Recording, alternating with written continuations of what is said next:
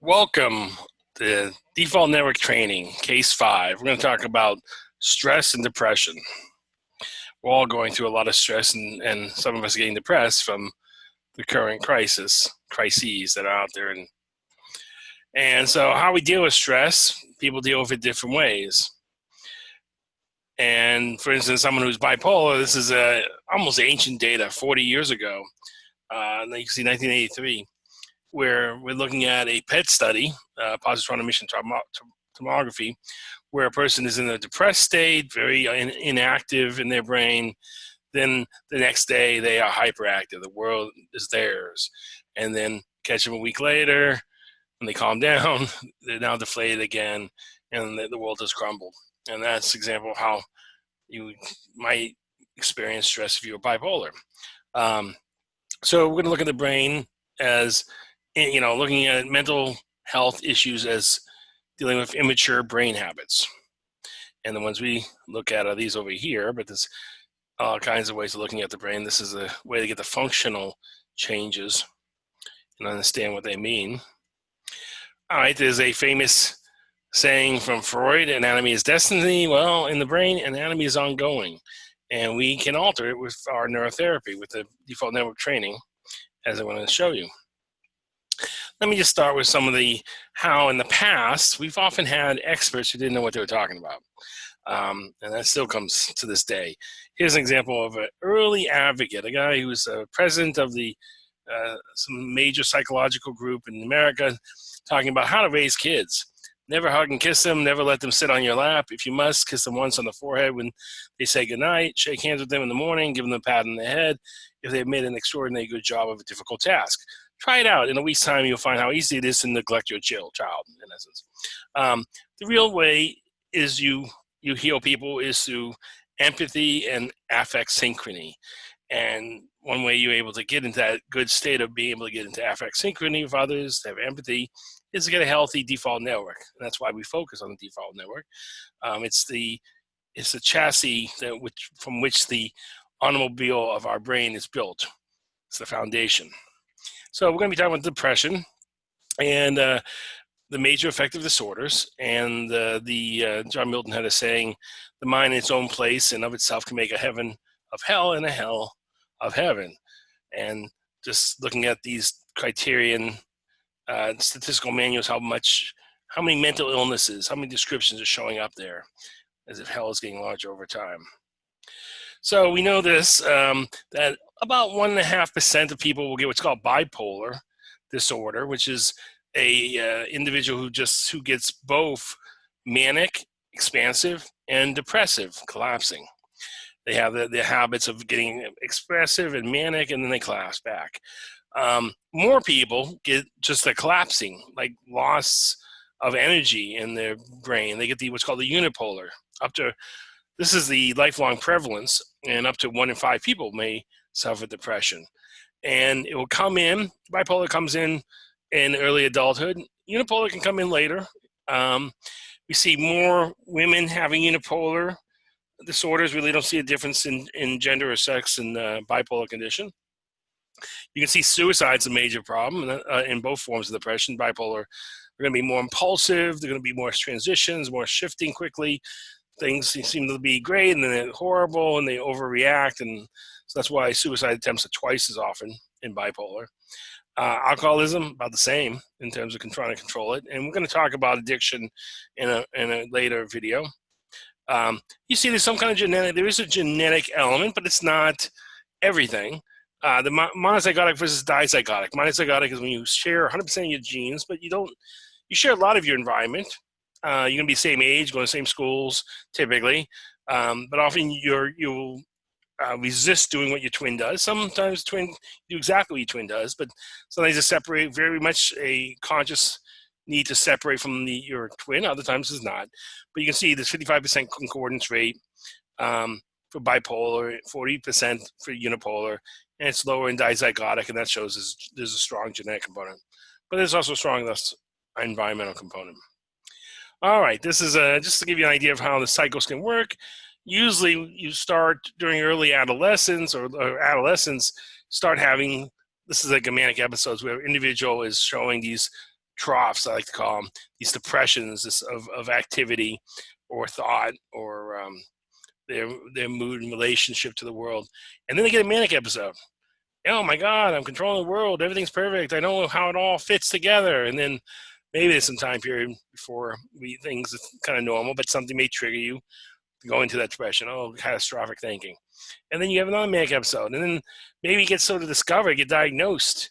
Someone says, hey, you got this problem. Now, neurofeedback, we're gonna dampen these cycles down because we're going to improve the brain and get it out of these habits. But often if you don't, and a lot of meds won't help it. Sometimes meds will help, but usually like the anticonvulsants seem to be the best sometimes in these. But we do with neurofeedback. When you do the alpha range, the high end of the alpha range is like it increases GABAergic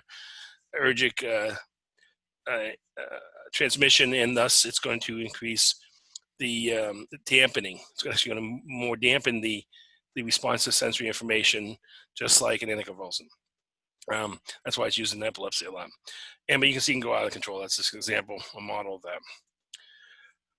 Okay, one of the great slides for talking about bipolar disorder, and we're going to get more into the unipolar disorder after this, but the bipolar disorder is looking at Robert Schumann's output. And each of these is an opus. Each of these numbers is various opuses, and you can see how when he's young, in his early teens, I think he was here, and he got 4 works came out and whatever, and he has this manic episode, or maybe hypomanic, because manics usually never finish anything. So usually you call someone hypomanic if they have to actually do something, achieve something. They're able to keep it knitted together for a while. But then the world did not change. So one of the things with bipolar, you think your productivity is going to alter how the world responds to you, how it's organized. Not the case. And you collapse. You go into the depressed mode. Oh, the world didn't see my change and swivel or pivot on my genius. You collapse, go into depression. Say this hypomanic. And then one more try. I like saying this is like giving the finger twice to the universe. One more try, and you go even more manic, more expansive, and stay up there for a while, and then finally deflate, attempt suicide, and dies. Self-starvation later. And this is not unusual. There have been a lot of studies, and they often find, I was actually at the writer's workshop at this time period, though I was not being assessed. This was when I was a student. So these are my faculty, these are my teachers I played pool with mostly. And you can see 4/5 of them had a mood disorder.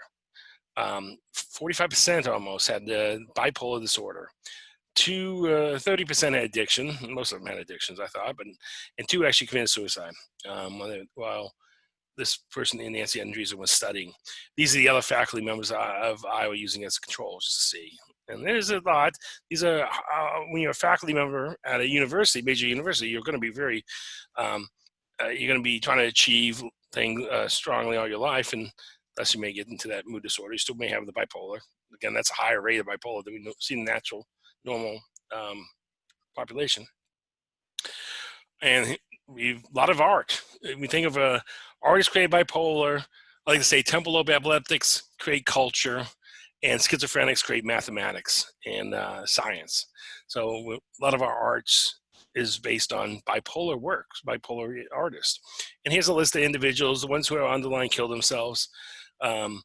And people like Sting have admitted he went through bipolar. And in a way, you get expansive. It's actually can be an advantage. And you can think a lot of people in Hollywood are bipolar because they get this sort of emotionally reactive, immature in essence. There's a level of immaturity, but they're able to pull together. The reason why we know these people's names, pull together to be able to create something to close off, to have closure, to finish a task.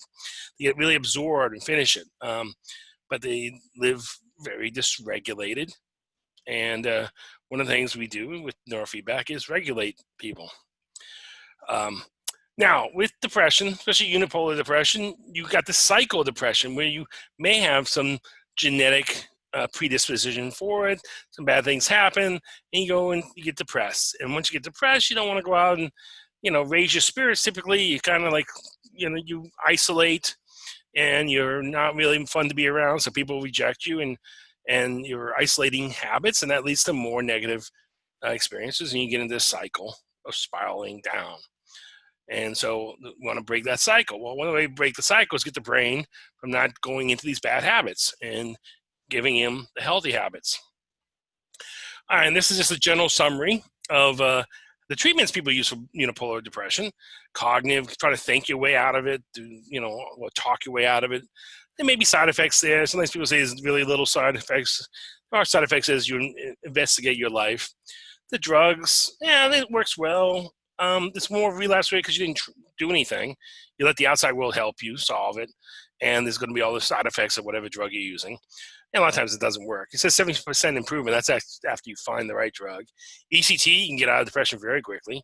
They discovered ECT, through observation. Lots of things in science are through observation. They found out that epileptics who were depressed after a seizure wouldn't necessarily be depressed. And they realized, hey, that's just induce a seizure on the person. Well, you do have memory loss and severe side effects. And now with neurofeedback, we've been doing studying, and we have great success. We can move you out of your depression. And it's like I like to give it a canoe model that you paddle you out. And if we start having trouble, like we seem to be going in circles because we're paddling on one side, we alter what we do, paddle on the other side. We can do that with neurofeedback. You can train two areas to co-activate, to be in synchrony with each other. But if that, for some reason, in a rare instance, some person that doesn't work, you can make them asynchronous. And so you can do this using what happens as you train. It's a training technique, which is somewhat like the cognitive training, but this way we're training the level of the brain that will respond to training much readily than the conscious system, like called the pre-conscious system that we're working on. All right. And we can think about depression as compromised volition. We lose the desire to act and to implement. We don't put on the accelerator, we put on the brake. And there's been this nice model, the accelerator brake model for understanding reward and the lack of it. Approach avoidance is another term for it. Think of it, really, we have a reward network and we have a pain network. And the pain network starts down in the paraqueductal gray area. That's what this PAG is referring to, on the left side. And it goes up all the way up to the frontal lobe. And then you have the reward network.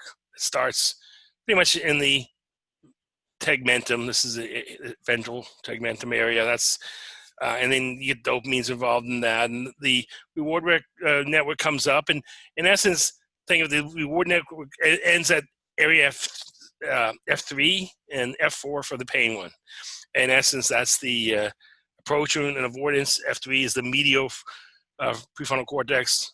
Left side is the approach side. The right side is more the avoidance side, as long as they're normally organized. And we have ways to figure out if the hemisphere, if they're typically organized, meaning the left hemisphere is the approach one, and the right is the avoidance one. All right. So instead of working in symptom-based per se, and here's some statements about that, there's a hidden layer, in essence. Here's the symptoms are the output. This is what's going on in someone's behavior. And this is the environment input, and you put genes in there as well.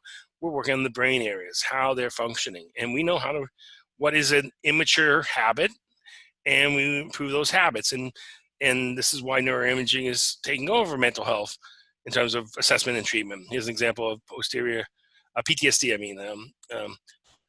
post-traumatic stress disorder.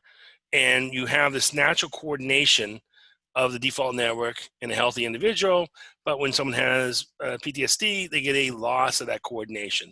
Now, the posterior cingulate is not connected well with the other parts of the default network, and same thing we see in terms of the EEG.